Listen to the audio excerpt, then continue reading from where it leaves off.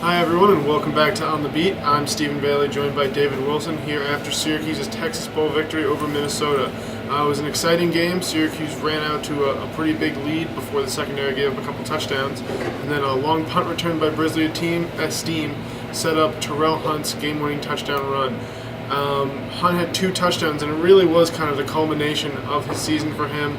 A guy who had the starting job last spring, lost it to Drew Allen, who came in from Oklahoma, and then won it back in the 3rd game of the year. It's really been quite a ride for Terrell. What did you see from him today, David, and where do you think he's kind of improved most? I think he's gotten much better at picking his spots to run. I think early on he was trying to sort of fit this mold as a passing quarterback, and he's not necessarily the fastest guy you have at the quarterback position. Charlie Loeb actually runs the fastest sprint time, but he's very smart when he runs. I think Syracuse has given him sort of more flexibility, let him run the ball more.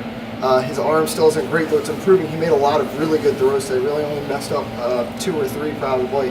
But it opens up the offense, and they're a run-first team, so it's good to have a quarterback who can set that all up, and you can run some option stuff with that. I think moving forward for him, that's going to be the staple of his game, but as his arm comes along, it's going to make him, I think, a dangerous quarterback. And it was another underclassman who probably delivered the next biggest performance for Syracuse and Brisley Steam. He had a 70-yard punt return with, I think, a minute 20 seconds left that gave Syracuse a chance to win.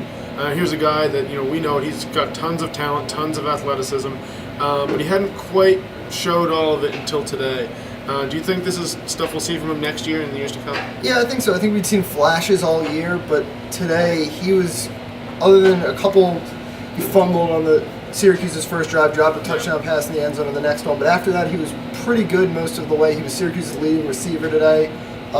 We always knew he could make the big plays in the return game. Usually they've gone with Desir because he's a little bit more consistent back there. Schaefer knows he's always going to catch the ball, but Brisley is a weapon for them, and getting him more involved, I think the extra practice time helped him a lot. It obviously helps the freshman. He got a ton of time to get extra reps. Mackie McPherson said he was pretty much he was on the practice field as much as anyone. He still makes the boneheaded plays, though. He had the false start on the last drive. So I think you're going to take the good with the bad with Brisley, but this is obviously a very encouraging sign that makes you think he can be a guy who can stretch the field for them and make plays on a consistent basis next season. Mm-hmm. And while you have these young guys who are looking to build on next year, Jerome Smith, who's kind of been the horse for Syracuse the last couple of years, is going to the NFL draft, and he said today he's absolutely not taking his name out for the draft, so he's going. What did you see from Jerome today, and do you think it's the right decision to go? Yeah, Jerome was Jerome. He gets his carries, he makes knocks some guys over. He had to split the load this year, and I think that's part of the reason why it's a smart decision for him to go. Lifespans for running backs are only so long.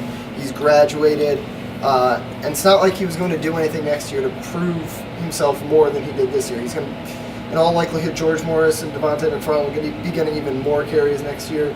Prince Tyson Gully is back. Adonis Amin Moore hasn't seen a lot of action this year, but he's still a powerful runner. With Clay Cleveland gone, it'll probably be more of him. I think it's the right move for him. It sounds like he's been set on it for a little while, just finally willing to announce it when he knew it wouldn't be a distraction anymore. I think it's the right decision for him. And one last thing is the secondary held up for the first half, and then we saw them get burned a couple times. Syracuse defense has played that game all year where if they're going to get to the quarterback, they'll be okay, but if they don't get there a couple times, that secondary is going to get burned. Without Darrell Askridge, without Keon Lynn, without Julian Wiggum. Did you think they were going to make it? It seems like every time Minnesota got the ball in that second half, you got to be wondering, when's the next big play coming? Yeah, I think we saw the first half was kind of what we expected, that neither team was going to throw the ball all over the other one, and the secondary held up because of it. It's kind of what you expect. They're going to have a lapse or two that's going to lead to a couple of big plays. The good news is next time they make the field, they'll be a little bit more healthy. They'll have Darrell Askridge back. Julian Wiggum will be back. Obviously, Keon is done, but the good news for them is that moving forward, you'd think the secondary is only going to get better. So to sum it up, Syracuse beats Minnesota 21-17 in the Texas Bowl. They finished the season 7-6. Thanks for listening to us all year. We really appreciate it. You can follow us at DO Sports on Twitter and at dailyorange.com. Be sure to check tomorrow morning for all of our coverage. Thanks.